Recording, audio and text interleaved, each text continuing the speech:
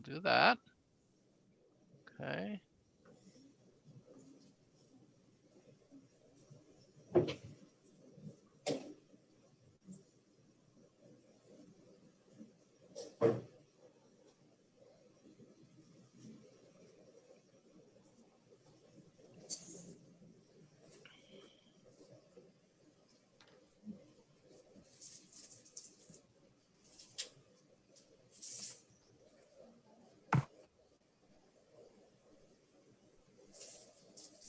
Okay.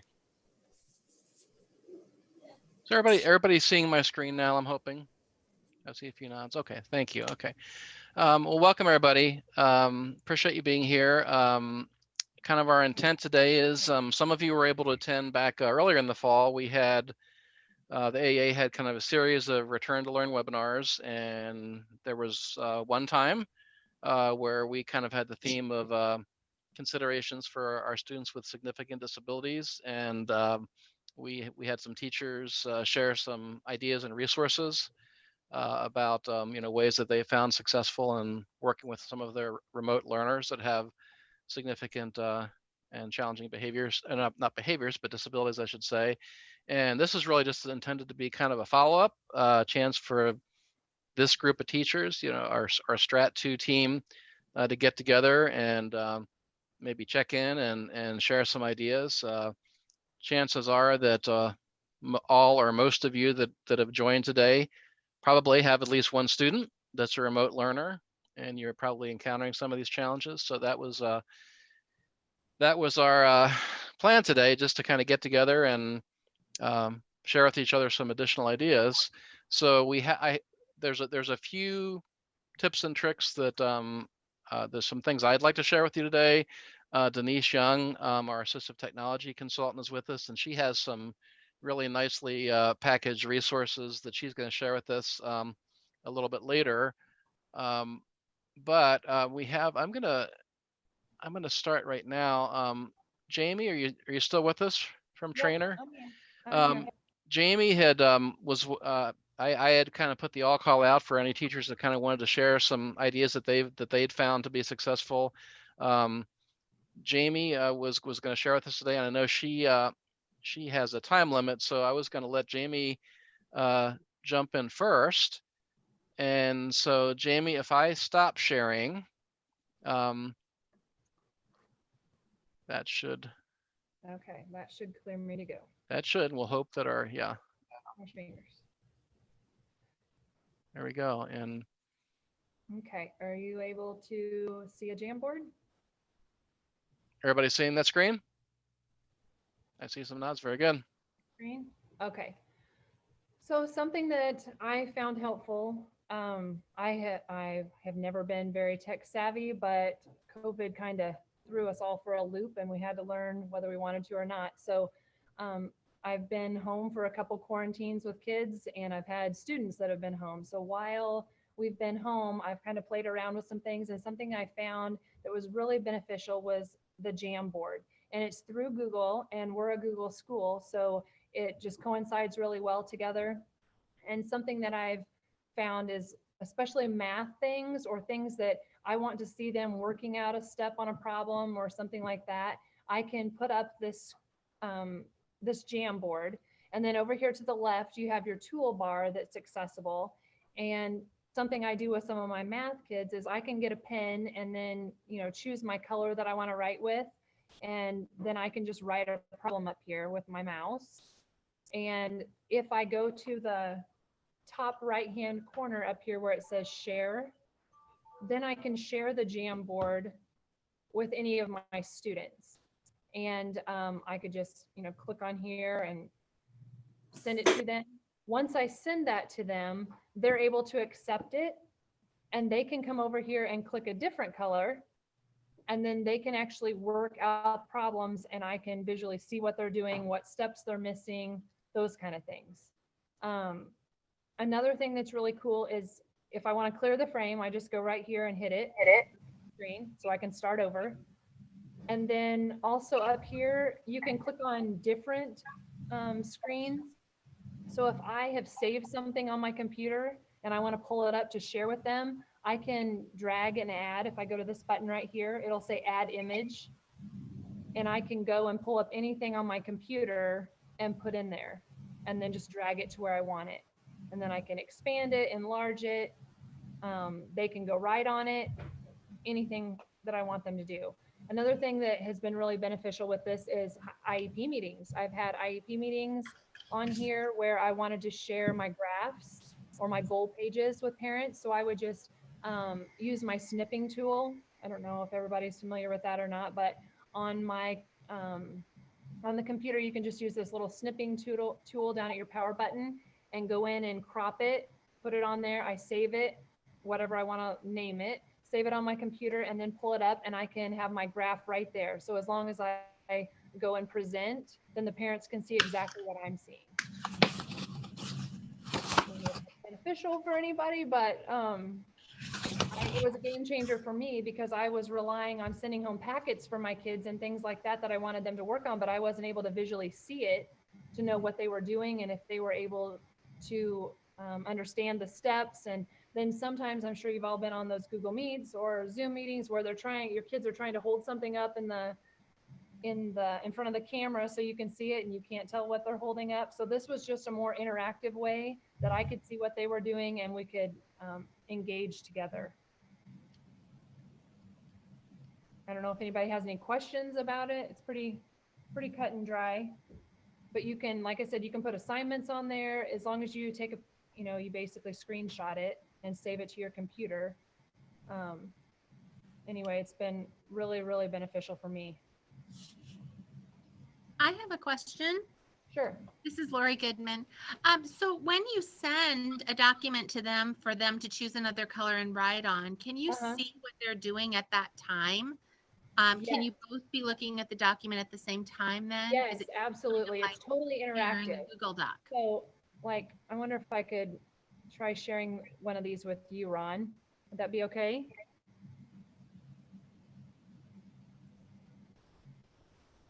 Just try this.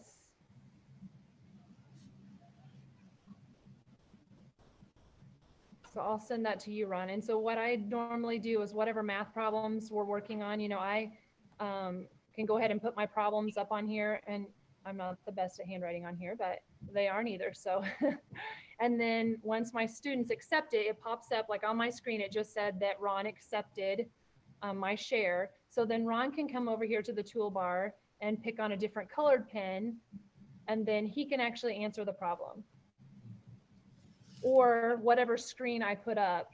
And then we could talk about this and we could put the touch points on here or whatever it might be that we're working on. So I can visually see what they're doing and what mistakes they're making. And if I have a screen or, a picture up here, or maybe I've saved a fact interview or something, then they can actually physically write on that. Something I thought of, this is Denise, Oh. when you were doing this is, if you struggle with writing with your mouse, it's called a pocket mouse. It's a wireless, looks like a pen. You hold it like a pen, and you could draw easier. Could be helpful, especially if you don't have a touch screen. Do the little pad on the Chromebook. I have a wireless mouse because I don't know how the kids do that all day long, but they're better at that than what I am. But this one is cool because you hold it like a pencil. Could you use a stylus, Denise? If you had a touch screen, you could. Because like our Chromebooks here at school are all touch screen, and we have Yes. stylus. Then you could. Hello. How's it going? Living my best life. Living my best life. That's all we can. Right?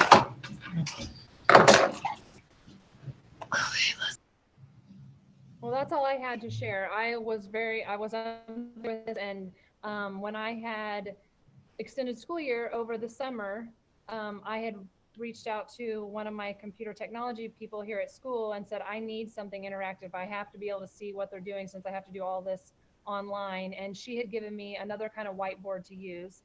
And then after that, I came across Jamboard. And since it went right along with Google, I just started using it. And it's so much more interactive that it's really been a good thing. Can I ask one question? Sorry, I don't know if you can hear, they're doing an announcement, so I apologize. But at the top, they had like, you had 3 little things up at the top. Yes. Are those like previously saved things that you can go to? Yes, you can save them and you can title them whatever you want and save them, and then you can just pull them up every time. And that's kind of what I did with my student with the math over the summer. I just had our math Jamboard, and I just erase it or clear the form. But then you can have multiple. So if you're teaching, I don't know what you might need multiple for, because most of my kids don't need that. But if you had a couple different things you wanted to share, you could have one, and then you can just click on the other. So once I have invited them and I'm going to do it the next day, do you always have to invite them every time? I don't. Or do you keep, or is it like a Google Doc? You just keep it open and saved. I kept There's it, a way. yeah, I kept it open on my computer, and then we were just there, so I didn't have to send it every day. But that's a good question, but I don't think you do once you've shared it. Okay. There's a way. Can you hear me? There's a way that in your calendar invite, you can go in the settings and you can click for multiple days for different meetings, and it'll send the invite every day at that time or every Wednesday or whatever you want. Yeah.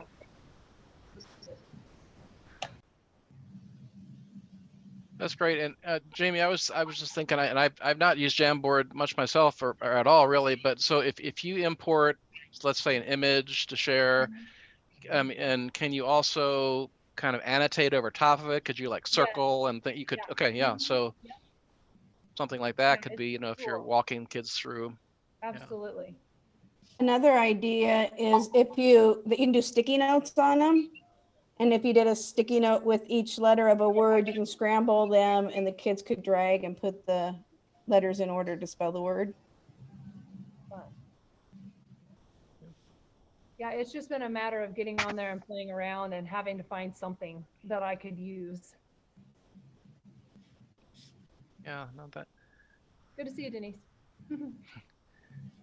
Well, thanks, Jamie. Appreciate that. And I love the idea. It seems like, you know, especially for math, I mean, like you said, you know, being able to, you know, maybe catch procedural errors or steps and give that feedback right away, or even for, you know, non-computation kinds of math where you're showing sets and fractions. I mean, you get the ability to draw and be really valuable. So absolutely. And just even sharing those IEP graphs. So, you know, we have a meeting and you're saying, well, I'm going to get this to you, you know, just sharing that so they can see it on the screen and you can talk about the growth that they've made. That was really good too. Absolutely. Absolutely. So, okay. Will Denise, are you going to share that information with us? Because I have to run out early today and I'm not going to be able to sit and listen to the rest. So my stuff's in the in the presentation at the bottom. Perfect. Well, I hope that helps someone. Yeah. Fair. Thanks, Jamie. Appreciate it a lot. Yeah. Have a good day, guys.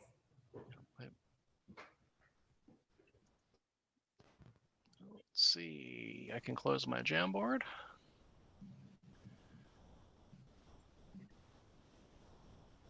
Okay. All right. I'm gonna jump in with a couple things here, and then Julie, if you're okay, I'm gonna have you go kind of share next after I go through a couple literacy items. Be great. I just wanted to kind of highlight a couple things. I've had you know, for this is the literacy area, and for those of you, which is probably most or all of you that are you know, dealing with remote learners and this idea of how do I get shared reading literacy kinds of experiences to my kids, you know, possibly in preparation for, you know, the DLM testlets, and or the early literacy alternate assessment. So that'll, you know, we know, for example, with the early literacy alternate assessment, you know, several of the scales that you have to report on, you can't even really report on them or evaluate them unless you're doing either if the student is either doing an independent reading activity that you're able to observe, or you're doing a shared reading activity with them. And so then that the whole issue of, what are some of the ways that we can get those materials between teacher and student in a virtual kind of experience. So some of and these are all links on the presentation for you guys. Quite a bunch of them were from this DLM at-home resources that was put out there quite some time ago, but I fleshed them out a little bit. I wanted to remind you of a couple of the sources of literacy, and then also kind of highlight one or two. But just a reminder that in that many or most of you are familiar with the Tar Heel Reader format of books. In the DLM familiar text section, the direct link is there. This is all part of the DLM network, but the familiar texts are in there, pretty easy to get to. And just a reminder that by grade level, they're giving you the actual texts that are used in some of the testlets that are going to be delivered to your kids. And remember, part of the model of the DLM literacy testlets is that part of the test construct has to do with familiar text. In other words, it's supposed to be, hey, the students are doing a literacy activity with the text that they're familiar with. So it's not only okay for your kids to look at these stories ahead of time, it's encouraged and kind of part of the process. But so just a reminder that these are all out there, public really, by grade. So we can pick any one of these. Let's see.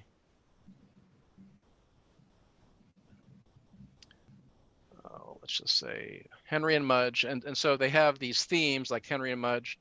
Then they have them fleshed out kind of by story topics and or informational related things. So if I pick Friends Forever, I'm just going to get the standards, what's called familiar text, meaning that this is likely to show up in some of the DLM testlets. And just a reminder that obviously this could be, shared screen with your student. There is in this format, there's a speech function.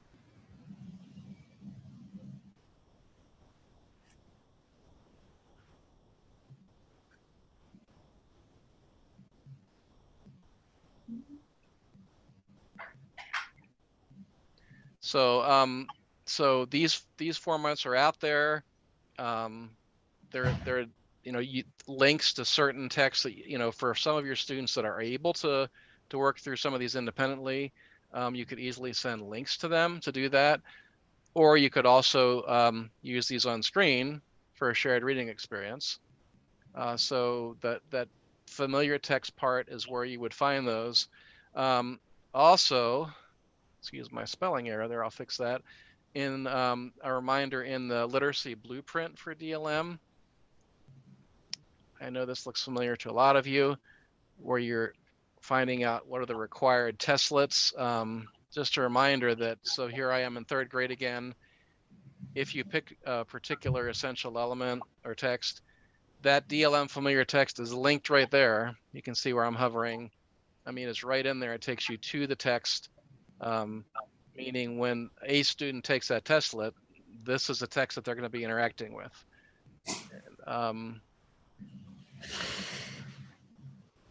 Now that I've said that, oh no, I'm sorry, there. So then when you go to that, you see a kind of a collection of text that could be appearing in the different varieties, the different levels of that testlet. So I mean, they're all right there again in this format with the speech enabled and so forth. So I guess what I'm saying is that there's several ways to get to those through that through the familiar text section, and they're directly embedded into that DLM blueprint. So you can find what you're looking for. And I also wanted to show you the shared reading version of that. And let's see. I'll jump slides here a little bit,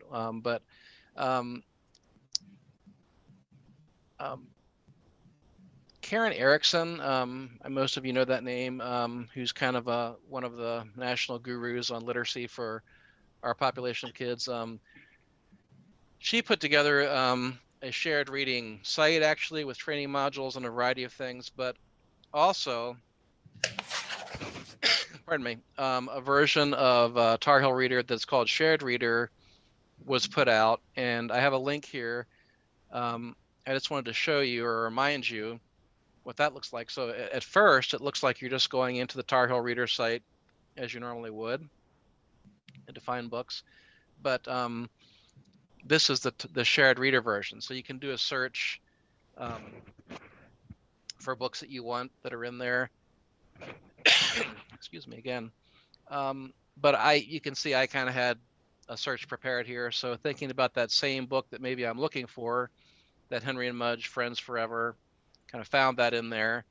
But if I go to it through this portal, look at what we've got here. Okay, so we've got the same story, the Tar Heel Reader version, and now notice there's not audio up here because the idea here is that you would likely be either in person with the student on a laptop, you'd be doing shared reading with them, or in the case of our remote learners, you'd be sharing screen and doing your best to do it that way. But so you can see, I can go through the story, same story that I just showed you in the other format.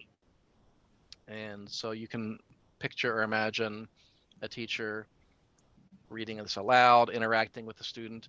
But notice down here across the bottom, this is the core vocabulary symbols. So for those of you that have students that are working with or focusing on those core vocabulary words and symbols, they're built right in. So like you can, so you could see how you can toggle across and find the core vocabulary words.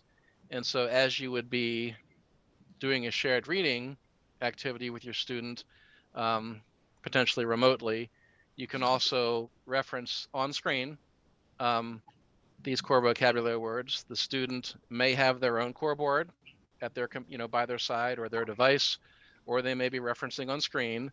But these have sound, so you could be doing an activity. You could say, Henry got a dog. Do you like that? Do you like that? You're reminding the student that same interaction that you would do as you might be doing a shared reading activity on site with a student. So just wanted to kind of remind you that that format's out there. Just tons and tons of books, including the ones that are part of the DLM familiar text, meaning the ones that will appear for your kids in the DLM testing, and also an opportunity, for getting shared reading activities, interacting with your kids remotely, so that you can collect data for that ELA reporting. So just wanted to remind you that that is all there, just really a rich collection of resources. But that's the Tar Heel shared reader version of some of those books. Just a quick question. Has anybody been using what I just showed you in a remote way? And if you have, has that worked, or does anybody think that they could? Just thinking about kids that might have experience with those core vocabulary words. Anybody out there dabbled in that?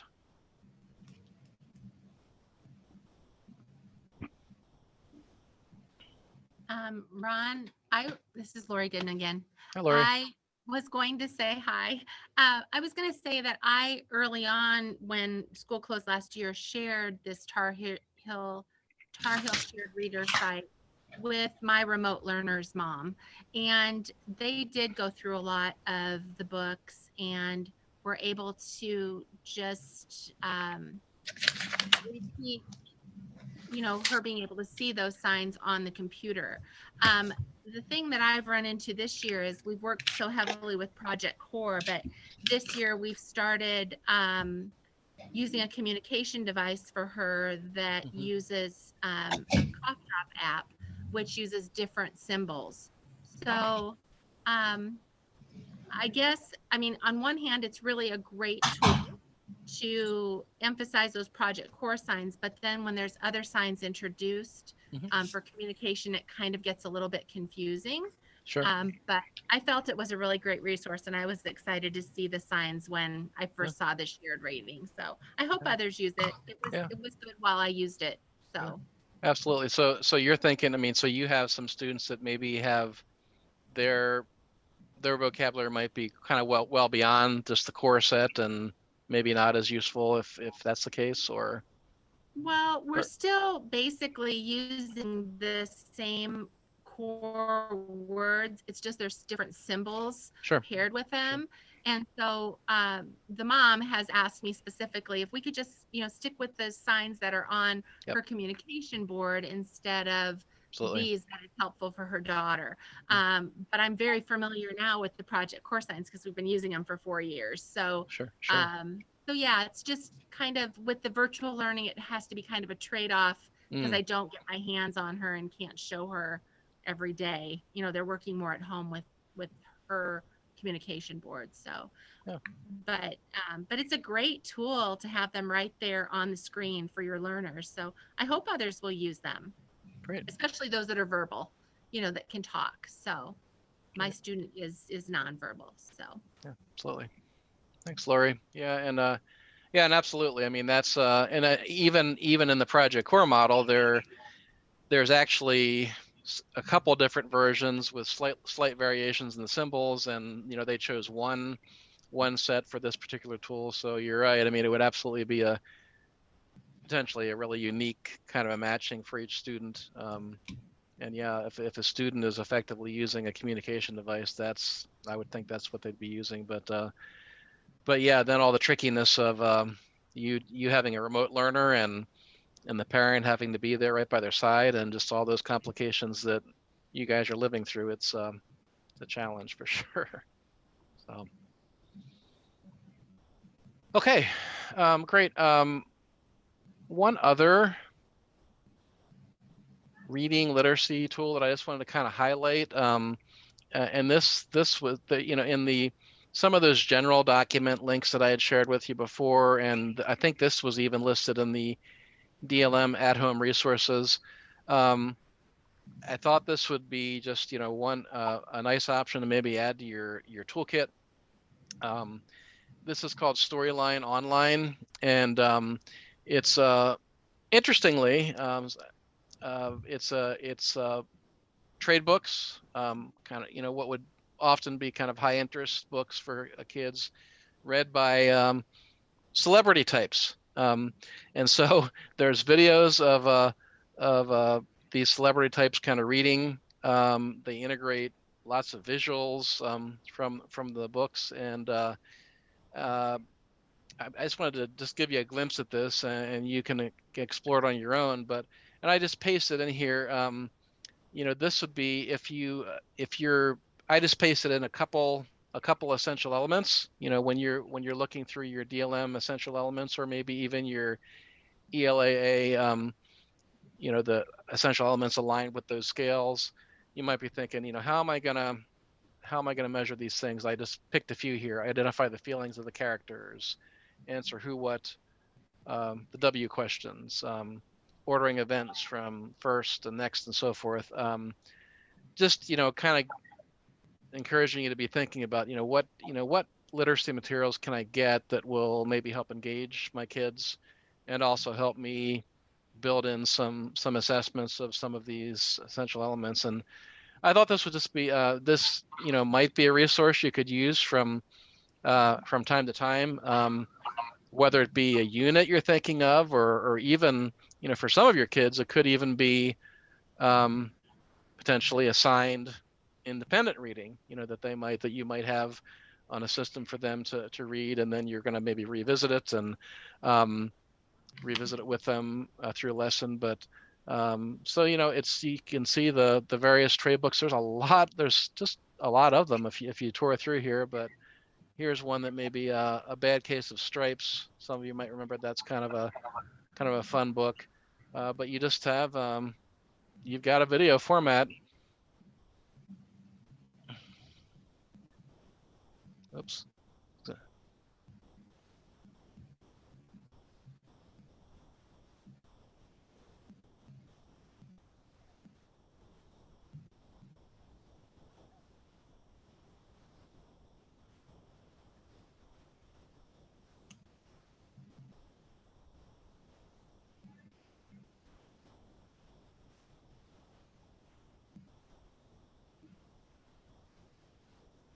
So you get the idea. We won't, but hey, you'll find Ernest Borgnine in there reading. Just kind of a fun site. It does have so it has these trade books. There's a teacher's guide that they put out, and these are this is not specifically designed for kids with severe intellectual disabilities. I mean, these are kind of general lesson plans, and they kind of have they have, like, for example, they have this targeted for grades 2 and 3, but certainly you could get ideas that you could adapt if there's certain skills you're working on.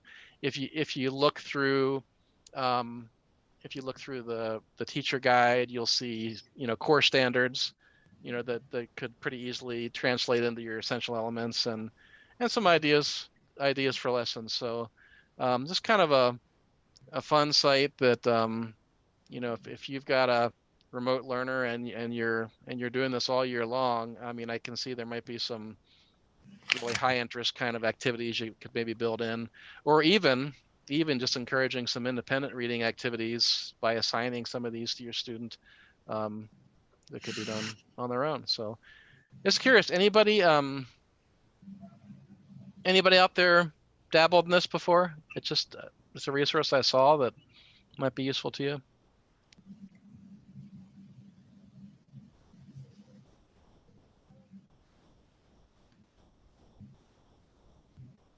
Okay, maybe not, but take a look. Take a look. I think it's some nice stuff that that might be helpful for you. All right. Okay. Julie. Julie, out there, I have my screen minimized here on.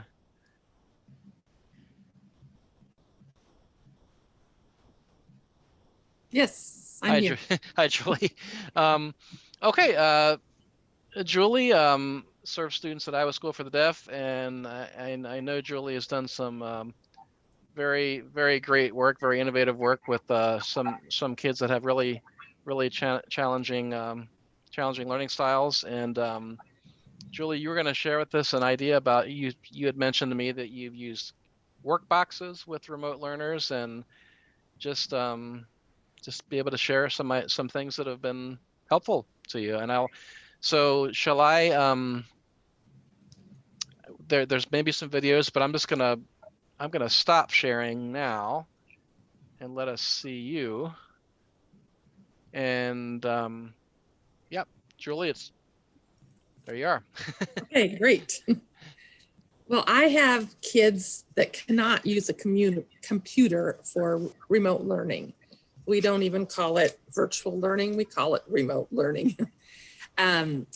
My kids are deafblind with significant disabilities, and probably the most significant is their health, as well as not being able to hear, see as well.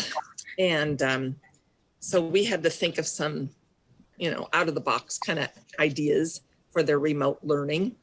And if they have to quarantine, we had to be just able to be ready right away, and do something for their remote learning. And so we decided at the beginning of the school year, well, I decided way before that, that we were going to have to do some kind of hands-on materials to send home. And I'm just a big believer of having the kids, when they're doing like their transition skills, to do it in the most realistic environment as they can. For example, if they're cooking, then do it in the kitchen, or if they're folding towels, etc., have it by a washing machine or dryer or a sink at least. And so we utilize all these different places on our campus. But now we're just confined to our room. And so we had to think, what can we do that we can do in the room that they can also do at home? So they'll get the routine, because they just need routine, and that's how they learn. So we already used math boxes for all of our math activities. And so it has, all the essential elements and all these different boxes according to kids. And each kid has 4 boxes a week or something that they work on. But now we had to expand it to like reading skills and to transition skills, the job and the life skills and things. And so that's what we had to do. So we're using all these work boxes, we call them. And we started with teaching the kids how to use them at school. And then if we had to drop everything and they had to go home for quarantine or something, then we just have the boxes already and we can put our little, we can stack them up and put a bungee cord around them, and then they're easy to carry, and we take them out to the bus driver, and the bus driver takes them to wherever the kids live.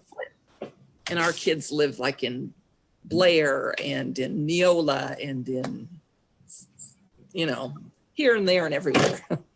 And so we were trying to think of boxes and how to do it. And then as I was just doing some research online, I came across this Simply Special Ed, and maybe some of you have used this gal before. And she uses, one of the things that she does is has these special needs boxes. And one of the things is lots of fine motor stuff. And so she'll have like punch it and tong it, and all the materials are inside here. And all of our kids, they're not writers. They can't write their name. We practice and practice and practice, but we just mainly have to practice fine motor skills first before they can even hold a pencil. So this gal, this is where we got it from. And then we could just, you know, like, why reinvent the wheel? Except for my class, you really kind of have to, because I want to do something that they can apply to real life. And so our punches are a little bit different. We practice some punches and we have to make them shorter and more contrast so they can see it better. And then punch. And then we also are making like flashcards. And they really don't use flashcards yet, but excuse me, one of them is just starting to get so she can understand pictures now. And that's been like a 3-year process. And we want to get to that point so maybe someday she can use a communication device. But we also have to practice choosing.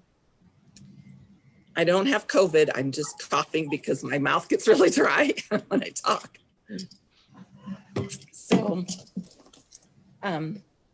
so back to our boxes. I'm just going to show them to you. I'm not a speaker. I'm just doing show and tell. And as a teacher, that's what I would like anyway.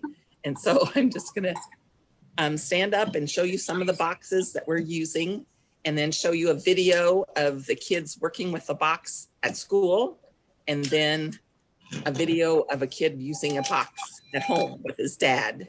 I really wanted the mom for that video because she was doing a great job. So it's, you know, had to coach dad a little bit. It all works. Okay. So I think I'm going to put this up even higher. Uh-oh. I must have punched something. While Julia's setting up there, everybody, I have like on my computer, I've set that there should be a view button up in the right-hand corner, and I had that set to speaker view, so I see Julie full screen. And I'm honestly forgetting, do you already automatically see it large screen like that, or do you have to set that yourselves? In other words, my question is, are you seeing Julie large screen? So I think I see nodding. Mhm. If okay, I think we're okay then. Good. Okay, perfect. Okay, so here's one of the boxes, and it's the matching socks box. And we put tactile cues on it so they can feel the actual sock. And then we also put visual cues for the kids that are learning to see pictures better. Some kids have more vision than others. And so this is what we use to put in their object calendar system or their schedule of the day. And then they'll know to come and match it with this and go work on it. And some of you might do this anyway. We put the directions inside for the parents, and then all the materials that you need are there. So this is just matching socks. So it's all different kinds of bright colored socks and plain ones and patterned ones. And we had to get to the point where we got to the patterned ones. Started with just like neon colored plain ones, but we have to do that for vision issues.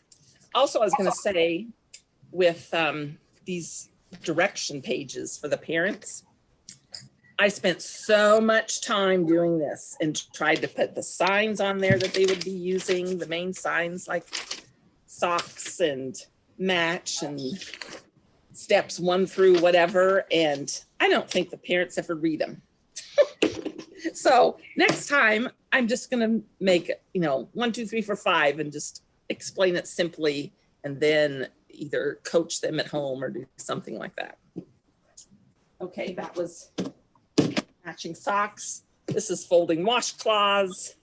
So of course it has, well, this particular gal can do washcloths and towels. So we have some hand towels in there. And the directions. These also come with data sheets, but I make my own data sheets because I have to do it a little differently.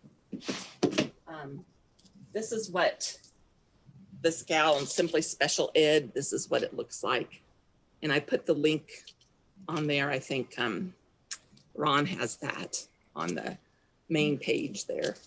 Yes. And there's So, two different sets in there. It comes with year-long bundle, and then it also had extension bundle for that, in addition to that. Okay, and this is kind of a takeoff of what those were, and this was packing cosmetic bags because we were doing it with a 17-year-old. And so she uses one of these bags as a cue. Thank goodness my daughter used Ipsy. So we had a lot of cosmetic bags. And so we just, you guys know about 5-step recipe type things. We use like 5 of these little boxes that takeout food comes in. And each one has something different in it to put in the cosmetic bag. So we've got like lipsticks or chapsticks, and we've got, I think most of them are in the bags, combs and nail polish and hand sanitizers, of course, for this year. And little shampoos like you get in a motel.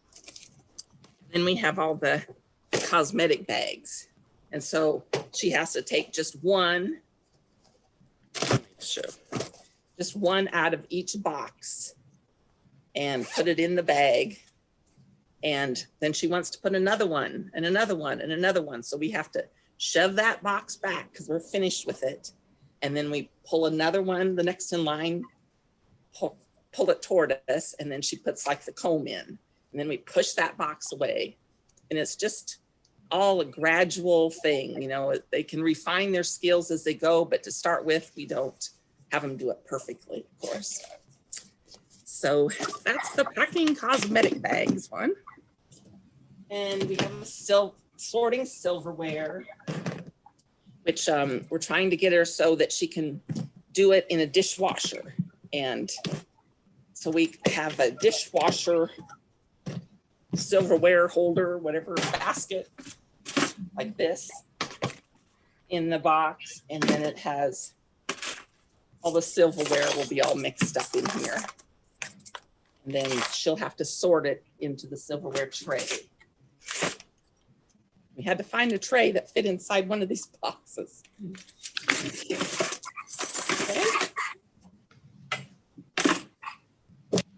And I just wanted to show you a few. One of them is also working on emergency stash for teachers, getting those little boxes and putting emergency stash on it, and then putting little candies in each one of the little partitions. And we wanted that for report card time, but then we went on quarantine, and so then the kids weren't here to do it. So maybe next report card time. Hopefully the candy won't get old. And let's see, they also, this gal in her books, she has awards that you can give the kids too. So that's really easy to copy off and give to them. Zelda Christensen, your ride is waiting out front. Zelda Christensen, please go to the front steps. That's not at my school because we can't announce things on intercoms because kids can't hear it. So I don't know who that is.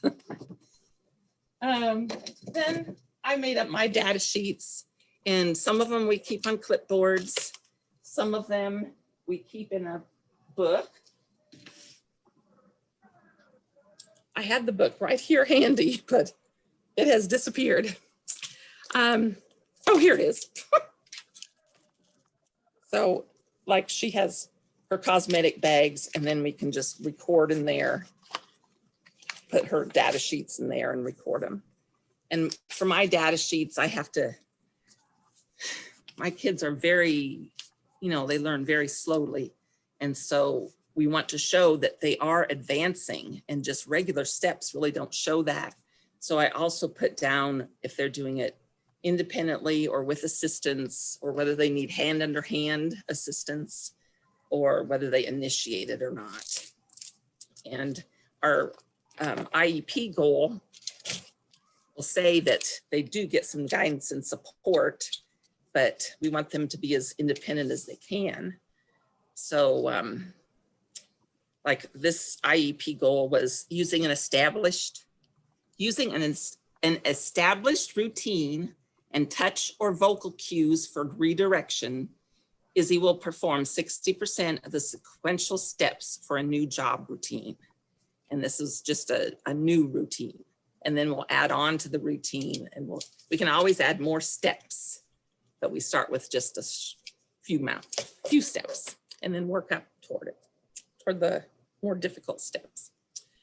Okay, if you want to go ahead, Ron, and show that video of either the socks one or the washcloths one. You bet. Julie, I noticed, there's in your folder that you sent, there are the two workbox at school. The one that says workbox at home, for some reason that's for Noah, looks locked. I don't know why. I don't know what, it showed me a lock as if it's not open, but I'll let you open it. it maybe. won't. It looks like it, yeah. So it looks like it, I mean, maybe it's not shared in Google somehow. If you tell me how to share it, from my computer, I can. Maybe. Can I? Let's see. But we don't, that one we want later. We want like the Sure. socks for the. Okay, sure. I may have done this right, Julie. I think I just sent a request for access for the other one, but we'll go ahead. Let's go ahead and should I just pick one of the ones that you had for Sure. the in school? We try to do it try to do all of our routines from beginning to end. We want there to be a beginning, a middle, and an end. It's very important for deafblind students and for many students. And so we start with the cue. And so that's in the steps that they have to accomplish as well. Sure. Say, Julie, see her on screen where it says, see that lock? Yeah. For some reason. I think you might have gotten an email request saying give Ron access, but we'll see if you get that. But otherwise, I'm going to play your first one here. Okay. I think I am.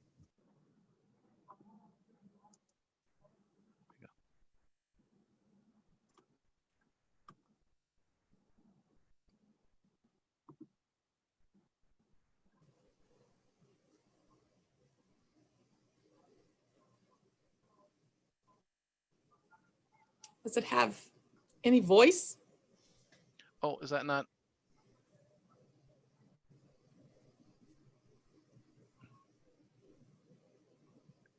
Julie is not, or others that, I'm sorry, the audio is not going through?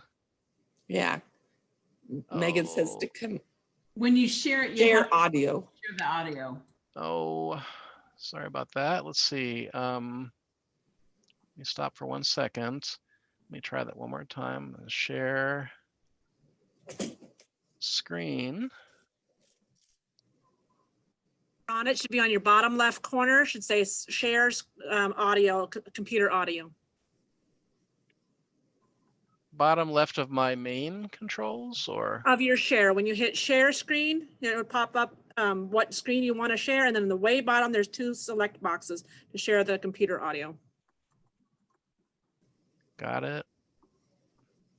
I'm learning new things every day. Thank you. Let's try now. Fold Is that coming through? and fold. Yay, Izzy! Good job! High five, girlfriend. High five. Now we shared the audio, but not the video.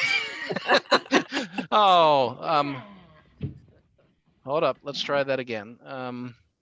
Okay, so stop share.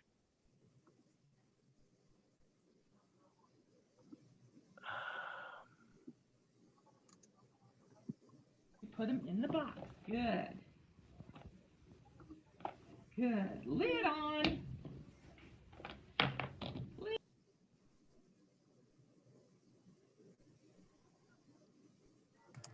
Ron, I think if you start the video over, it will catch up. I think it's just trying to get ahead of itself.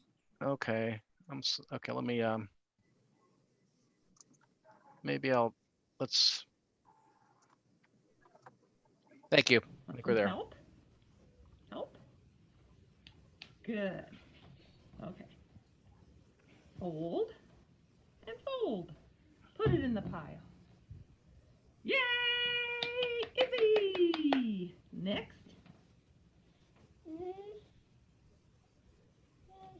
Good. Fold and fold. Yay, Izzy! Good job! High five, girlfriend. High five. Yeah. Now we put them in the box. Good. Good. Lid on. Lid on. Huh? Good. Good. Okay, put away. Over here is Izzy. Well, that's fun. Yeah. Okay, obviously Izzy still has to work on her folding skills, but she's getting the idea of what she's supposed to be doing with that box and with folding washcloths. And we had another one of Izzy doing socks, and she can't roll the socks with her little hands, but she can fold them. So that was what she was doing there. You have time to show that one?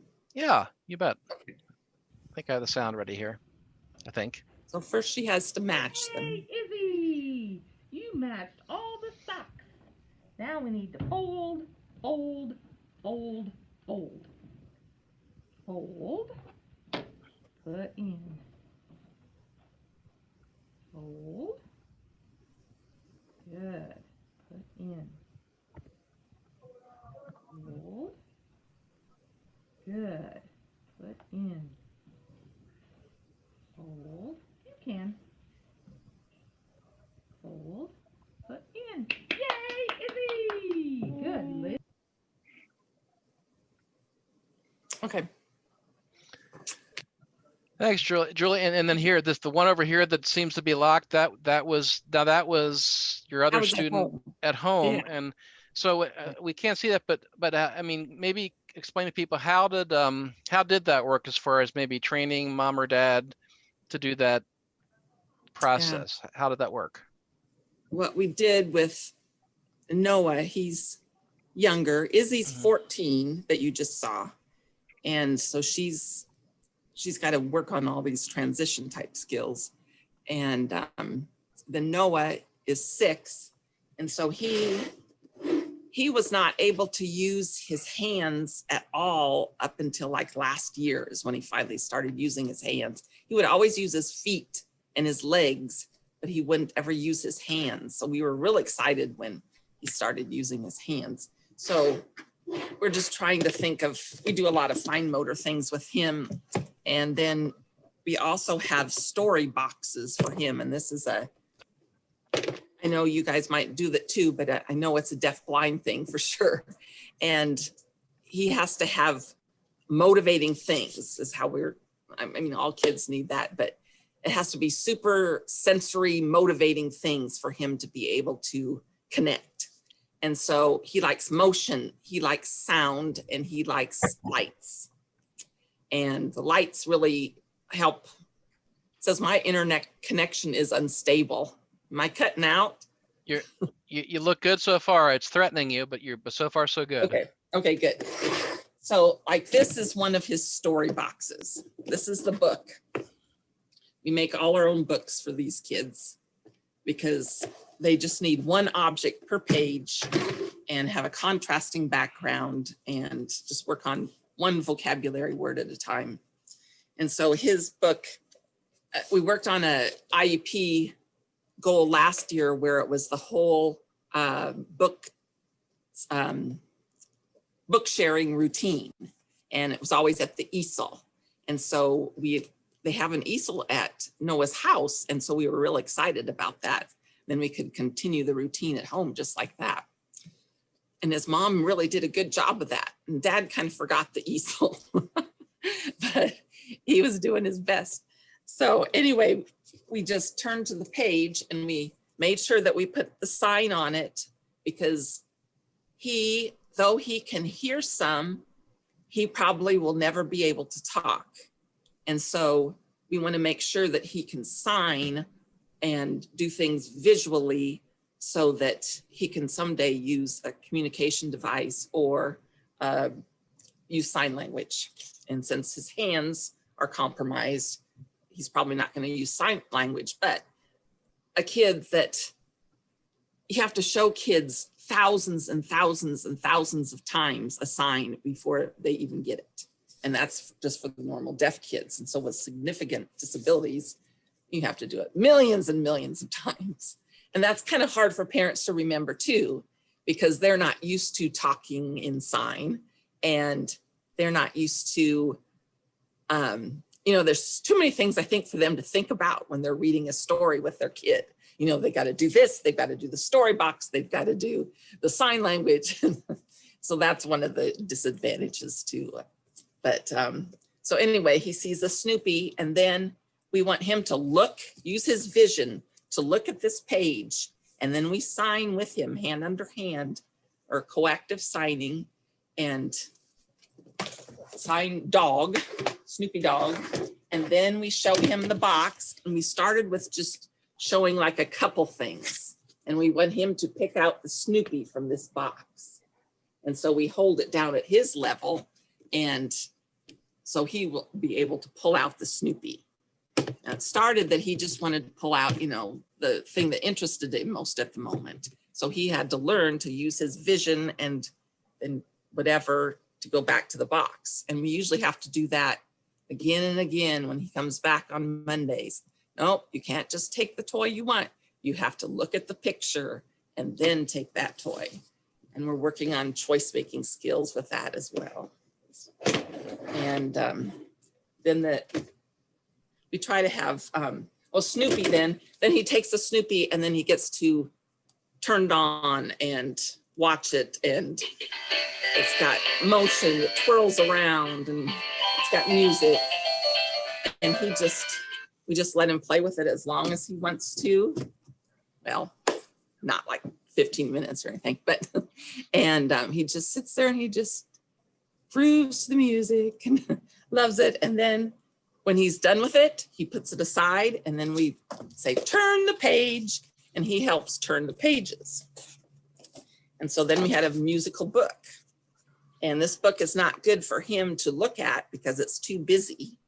He won't be able to see all those busy pictures in it, but he sure likes to hit the musical buttons to listen to it. So then we would give him the box again and have him pick out the book. And so on and so forth. I usually put about 5 pictures in each book, and that's what we do for our literature to start with, is object books before we go on to other things. Because we've got to get the kid involved in the routine and enjoying reading. And so we want to make it as fun as possible so that they'll want to read and they'll want to go to story time and they'll know the routine. And so that's the story box. And then I was going to show you the video of his dad and Noah doing it at home. And so Dad, he needed coaching. He needed coaching and explaining, okay, now to set it up, let's have the easel, because all the pictures for deafblind kids have to be this way instead of flat because the glare is so bad. And so we need it set up like this. And then, set up the box on one side so it's at Noah's level and get him up to it. And what he was doing on the video is he had the box of all the things, all the toys, and he put it right in front of the camera. And so what I do on Fridays is I assess. So we do FaceTime. Parents like to do FaceTime. We send the kids iPads home. And so FaceTime is really easy for them to do.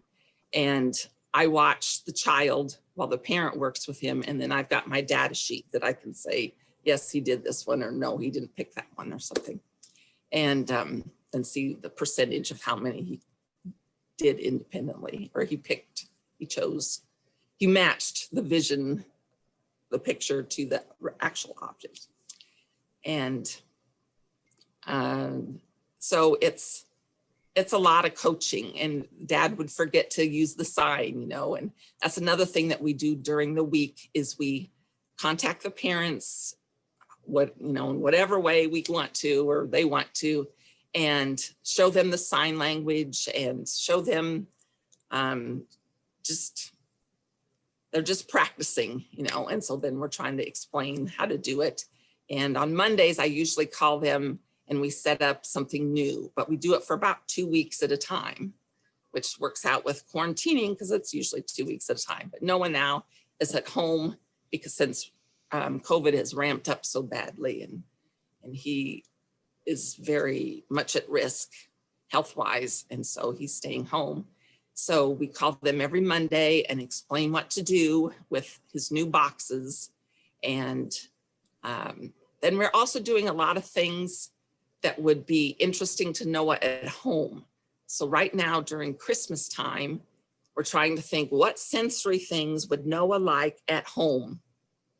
And so then his mom will take a picture of what we come up with. And we thought the Christmas tree, and then in the box, we could put a smaller Christmas tree and the lights that are on the Christmas tree. So we could put a string of lights in there and they could plug it in. And like a bell maybe, or a wreath that lights up and blinks or something, or a musical book about Christmas. And so then Mom will take those pictures of their objects at home, and then she'll send it to school, and Noah's para will work on that book. And we'll decide what, we've already decided what 5 things to put in there. So then she'll take the pictures and she usually crop them so that it doesn't have any background, and put them on dark paper and then make a white outline. I mean, we just, get the sign for it, do all that kind of stuff. And then we can send that home the next time we switch things to do. So we're just trying to figure out how they can do different things at home. Does anybody have any questions? I tried to put the fine motor things, all the things by Simply Special Ed in there, from Teachers Pay Teachers or whatever. And if you're interested in looking at them closer, and we just have to adapt everything here, for the kids' vision, or to add tactile things. And so that's how we are doing remote learning without computers. Yet we still have to use FaceTime or something so we can connect with the parents and assess the kids on Fridays. And that's usually when I would assess things for IEP goals and all that anyway. So I wish you could see that parent video. That's what we really wanted, wasn't it, Ron? That's- Julie, this is Brandy. I just want, Brandy? questions, but I just want to say thanks for sharing all that. I can truly attest that you put in hours upon hours and dollars upon dollars to create those book boxes. And if you were ever in her room, you would see that one book that she showed is truly just one, and she probably has hundreds in there. But I was also thinking about, and probably because I had a Zoom class right before this one that talked about connecting our instruction to essential elements, and your kids really are at the most emergent stages at Yes. the, you know, the most distal on the DLM. And so even the things that you said were you were doing for transition, like with Izzy, really are, you know, like understanding routines. Right. You know, and then there are, you know, at the earliest stages of the math, like matching and classifying and things like that. Exactly. Exactly. That's a lot of the things that we had in our math boxes were like the pairing up of the socks and to meet the essential elements, and ordering of things. Also, we have another work box that's all like Tupperware bowls. So they have to order them from smallest to largest or largest to smallest or whatever, or match the lids from biggest to littlest. And so that's another essential element skill as well. And yeah, we're always thinking essential elements. Thank you so much for taking the time to share with us. Sure. Yes, thanks, Julie. So that, I mean, that's it really is. It's a perfect example of, we sometimes use the word virtual and remote kind of interchangeably, but as you said, for your kids, it's turning on a computer and doing a lesson isn't a possibility. So it's this, hybrid kind of version of getting materials, and I probably more than ever, you parents are partners in this process, and that's one of those challenges too.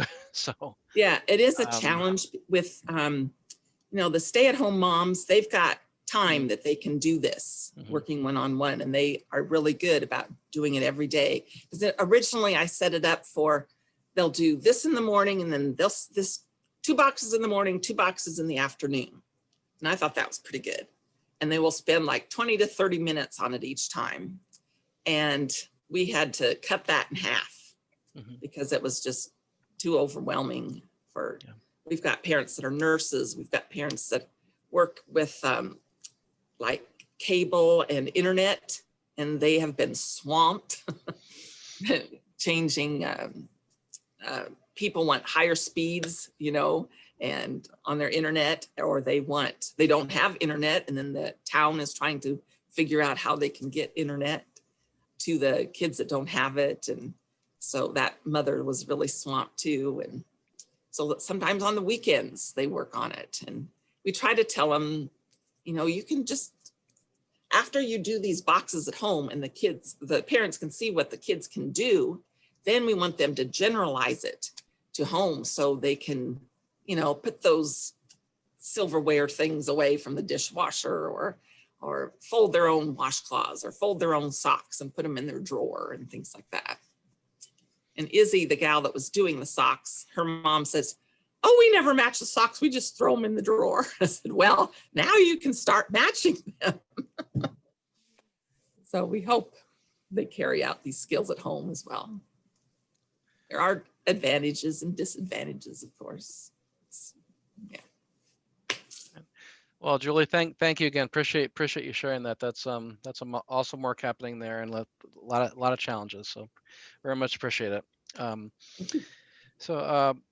Okay, we just to kind of end out our afternoon here, Denise Young, I know, is out there, and like the last 2 slides on our slide deck today, Denise has worked with some other AA partners and put together some really nice resources. And Denise, can I just let you kind of take over the screen here and kind of give us an overview, just so people know about these resources. Yep. So the first one is, I shared this last time. I did just add a few things as the others were talking today. I added the Tar Heel Reader and Storyline, some of Julie's resources. So I haven't done a whole lot with this one that I shared last time, but the last slide, when we met a couple months ago, I had just started the core vocabulary clickable classroom. It is filled with lots of stuff now. We've added a lot to it. I'm going to show you how to get to it from the Green Hills website, because there are other clickable classrooms that have been made by members, other AEA people. And I've got to wait for it to scroll.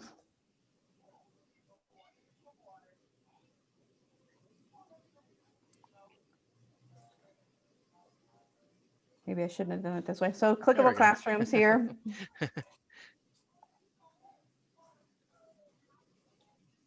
And the special ed ones are in specialized services and supports.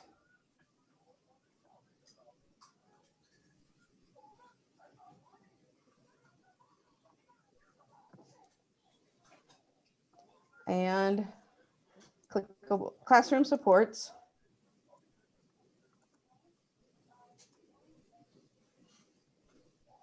I'm going to turn my video off and see if that helps.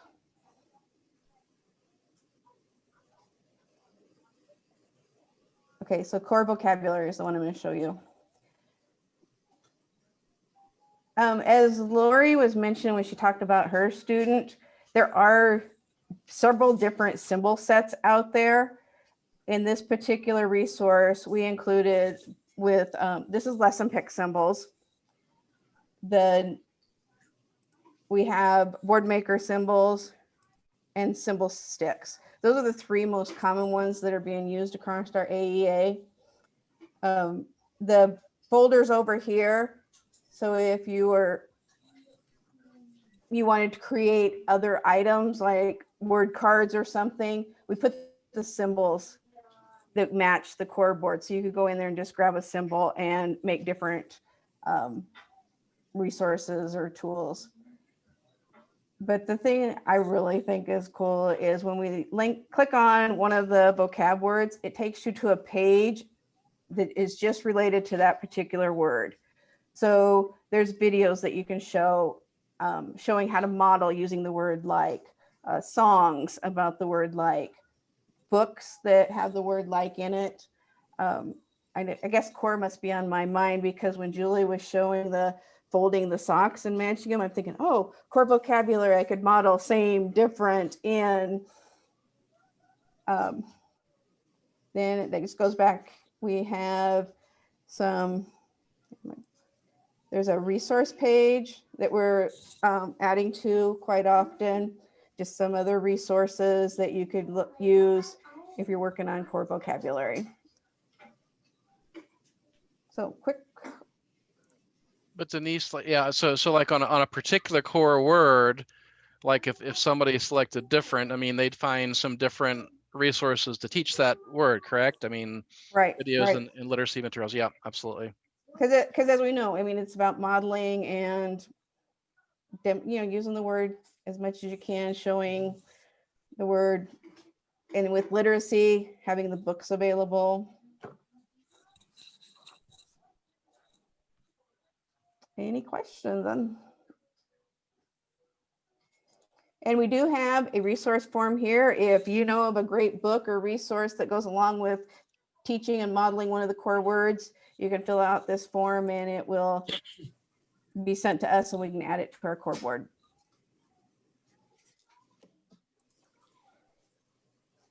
Denise, I have a question. Can we add this right to our Google Classrooms? You could put the link in there. Yeah. The link in there? Okay. And I mean, at some point,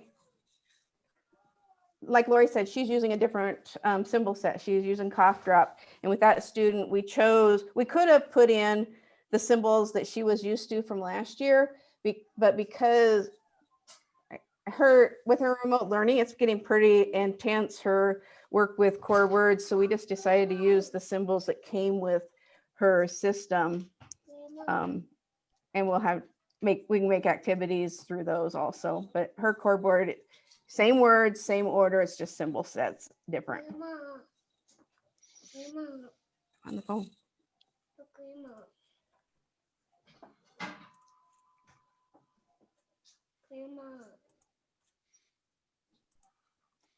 Any other questions about? All right.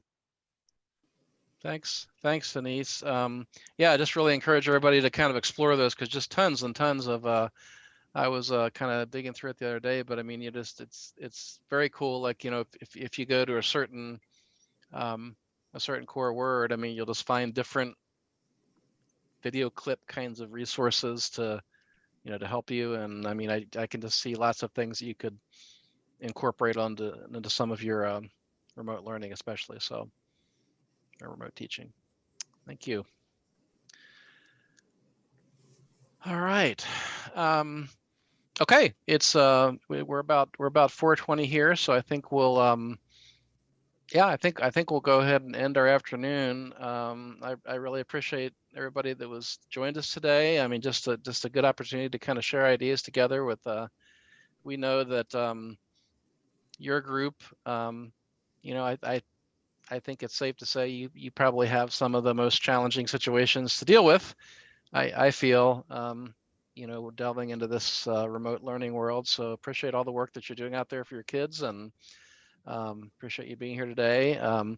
Thanks especially to Julie, Denise, and Jamie for sharing with us. And I will, I think I'll let everybody go and hopefully enjoy your evening. So I will send out, with a larger group, I'll send out a video recording of today and share that slide deck out again so that people could use that as a resource later. And we did, I was going to mention too, we did the students that we were talking about with Julia, with there was parent consent to share a little bit of their stories. So just wanted you to know that we had checked on that. So thanks everybody. Have a great evening.